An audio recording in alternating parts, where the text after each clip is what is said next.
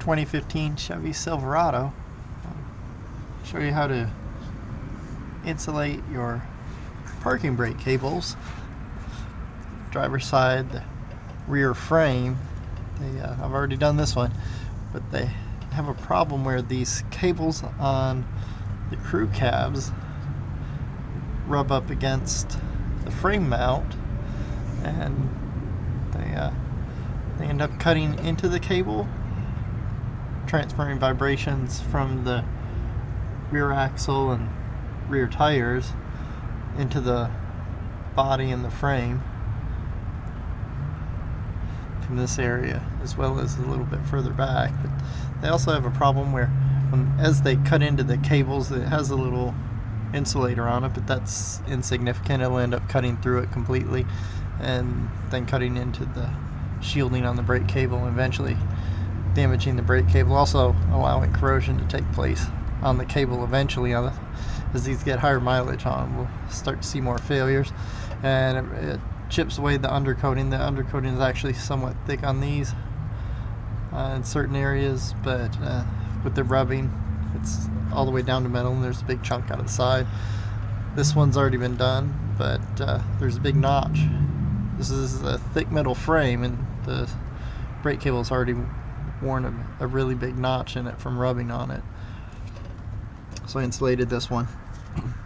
Need a little bit longer than a foot of nylon strapping is what I use from a broken ratchet strap. I'm using some electrical tape and some Gorilla tape. It's because it has more webbing inside of it. You can use anything you feel you need to for insulating it. Some people put a rubber hose over it, an RTV, which is more than sufficient. The reason that or even just a lot of tape, electrical tape, would do a decent job of cushioning this so that it doesn't transfer noise. And this actually has a little bit of electrical tape on it and a little bit of Gorilla tape on top of the webbing. The reason I chose the webbing is because it's soft and it helps absorb some of the noise that's coming from this. And this is the rear cab mount, so any noise that gets transferred into it goes up the frame through the cab mount and bolt, and it's almost like a transducer or speaker cone. Speaker cones, and they amplify it. And doing this made a dramatic improvement in the sound that's transmitted from the rear end. Was greatly reduced. So we'll start off, take a small piece of tape, start on one side. Start at a little bit of an angle. Doesn't have to be much of an angle. A little bit of tape to hold it in place, because you want to wrap this pretty tight, as well as get another piece of tape ready so when you're done wrapping it, you can secure it. So really, you don't need that much out from where the actual frame is, so that you're not wasting any of this. It doesn't really move front to back much, so this would be sufficient.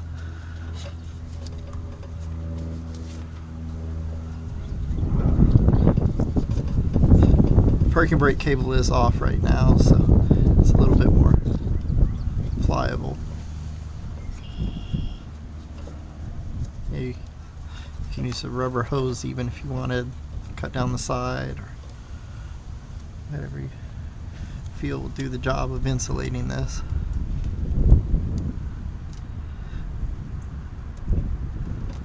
I believe eventually there will be a recall for this as these trucks get higher miles and age on them, because this is a very sharp edge. And regardless of this, it does have the ability to flex, obviously, with the suspension, but regardless of that, the fact that they allowed it to be built this way with the very sharp edge, relatively speaking, it's not a knife edge, but it's a sharp piece of metal, considering that it's a brake component, it is loose, and the way they engineer it is rubbing directly up against it constantly. So as you go over bumps and the suspension moves and the truck moves, you're slowly cutting this constantly. So until they actually come out with a correction for it, I would guess that eventually there will be a recall or a bulletin of some type, because as soon as it gets in these in a few harsh northern winters and the brake cables corrode,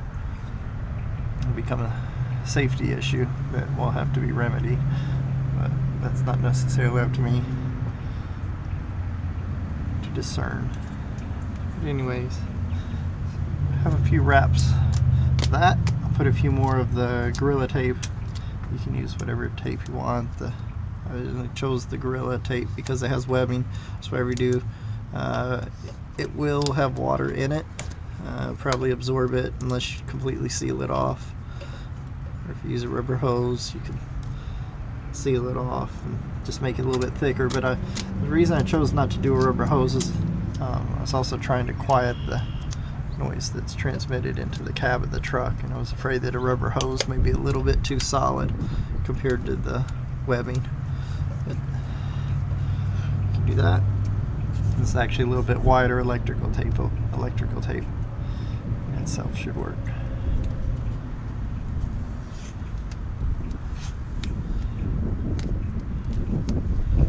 Just pull it tight.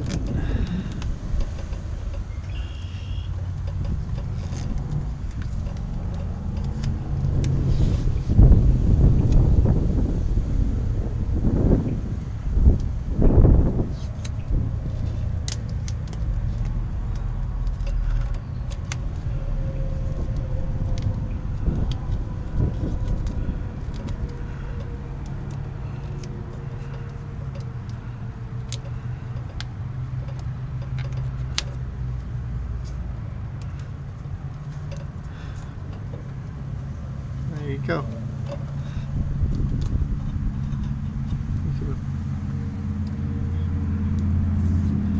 Put a few more wraps if you desire, right where it's going to be, because it will cut it.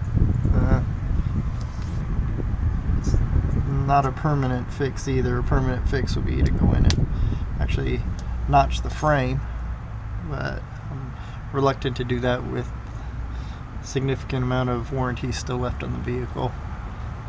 Choosing not to do it. But the double cabs actually have a hole cut out here on the mount, and I actually made another video of it and link that. But it is actually, it appears to be engineered much better than this. This is way too sharp of an angle and way too sharp of an object for a brake cable to be rubbing against. But so when you do your oil changes or get under your vehicle at least once a year, washing salt off, or if you're actually not around salt, at least inspecting your undercoating, because these need that as well. So at least check this and maybe change them out or put another layer of tape on it. Another place for improvement is also right here.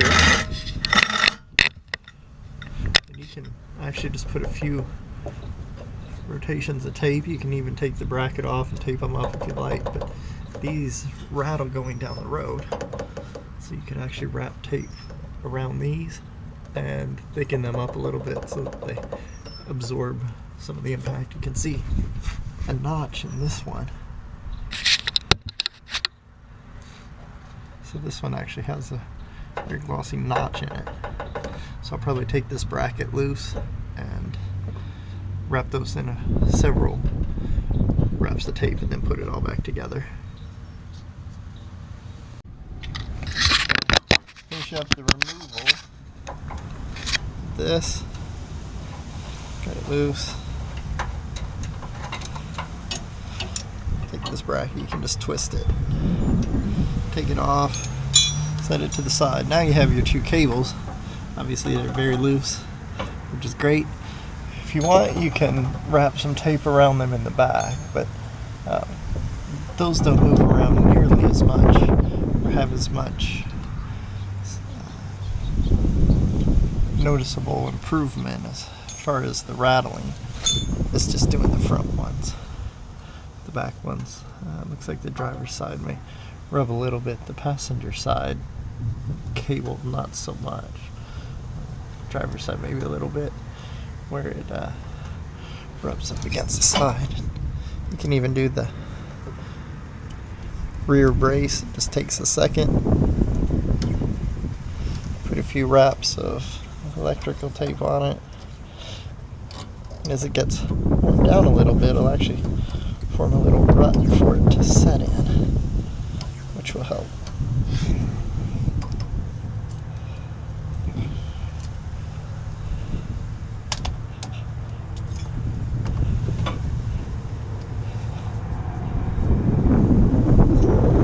So you can see where they have been rubbing. Let's take your tape. I guess this is where there's a benefit to using the double wide electrical tape. This is just 3M Super 88.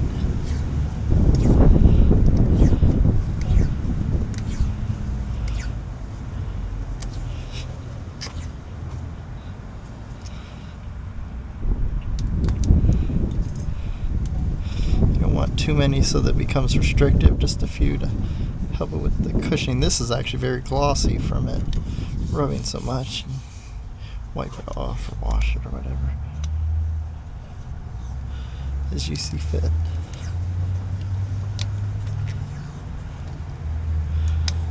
Don't forget that the next time you're under the truck with undercoating, to also spray around with the brackets taken loose, because that actually goes down to bare metal.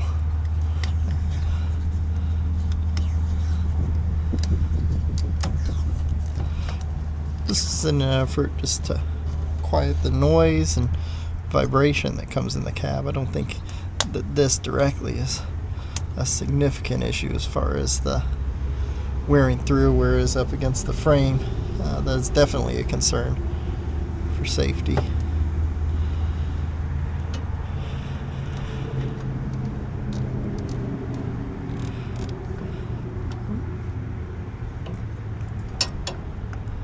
See, more like this, and rest back up there. You can see where it's check your spots where it is. It's a little bit, go back and put a little bit more there. Top one appears to be fine, but I'll put a little bit more on the back.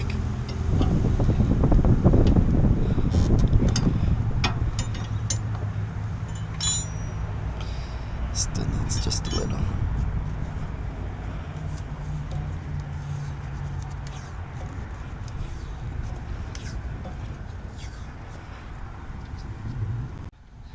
It's all bolted back together. You can see that the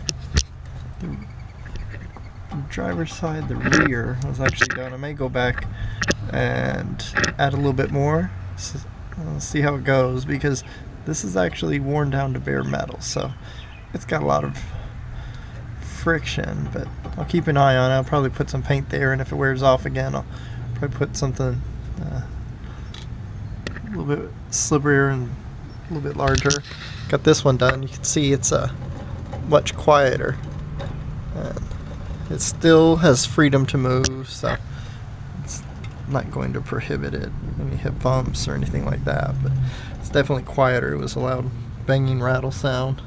And then again, this is the main concern. You can see where it's already rubbed a notch, chipped away, rubbed all the undercoating down, and then it causes it to chip away on the front. I'm going to order some touch-up undercoating for it, or maybe a lot more, and just make a video of prepping your truck for winter or just general undercoat maintenance.